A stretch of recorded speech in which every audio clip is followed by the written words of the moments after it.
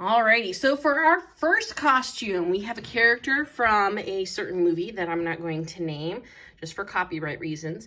But this character has a lot of purple. We have lots of purple. So for this, we're doing an upcycling project. So I have some old broken jewelry that will actually be used to create some of the chain work that we have here.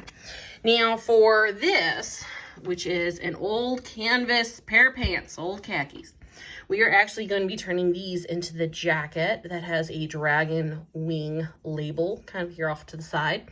And we will be using dye. The fun thing about this is that it allows you to change a lot of different fabrics to the colors you actually want. And I am doing this because this character has a lot of fabric that has been well loved, which this definitely fits. Plus, I believe in wasting nothing.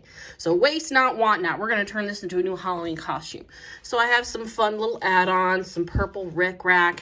And then, of course, we see all the lovely brass studs. We will, in fact, be adding our own brass studs to this project. So that's character number one.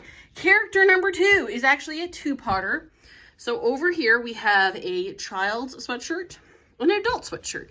This I feel is an easier project because you are using some clothes that may already exist. We're just going to alter them a little bit. And these are actually going to be our Daddy Dragon and Baby Dragon. Again, this is a TV show, so if you recognize the character, feel free to comment on down below.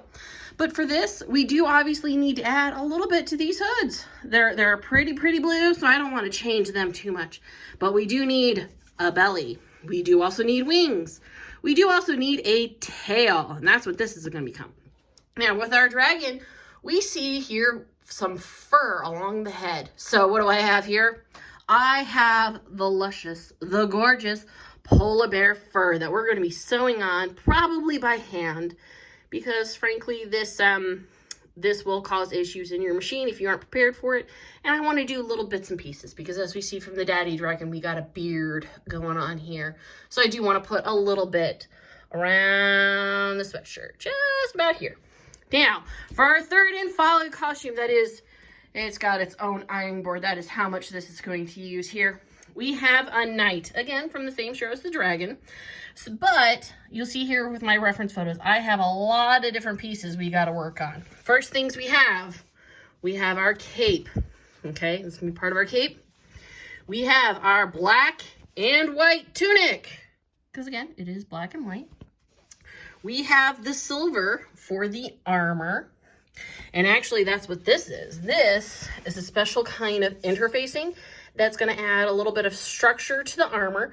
But because this is for a small person that loves to go trick-or-treating on Halloween, you guess as the age, we are going to make this a flexible armor. So that way they don't get injured, they're able to move around. And that's what this silver is going to be for. So this is actually going to create the silver effect of our armor. Of course, we have some gold because there are some gold elements in here and we're going to have fun with that. Now, as you can see, this character does have a scabbard and a leather belt. So we have invested in pleather. Yes, this is pleather. This is not real leather. Halloween costume, I'm not going to buy actual leather. Not to mention it's very expensive and probably not going to be used more than 1 year. So we have actual pleather. And so we will be sewing this into a scabbard to go along with our wooden sword. Now, the reason we are using a wooden sword here is because in the show that this is referencing, this character does in fact use a wooden sword. And this is a much more, shall we say, friendly prop because this is definitely a wooden item. Okay, but again, we have a long list of ideas. We have something where we are creating a pattern from scratch based off of a design image. We have a costume that we are building off of some pre-made clothes and just adding a few elements to it to give us our lovely dragons. And then we have some upcycling projects here that we're going to be turning into something new.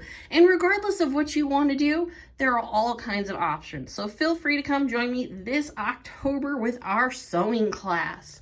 We do have both a daytime and an evening option, so feel free to either shoot me a message below or reach out to Alamance Community College. Have a wonderful day, y'all.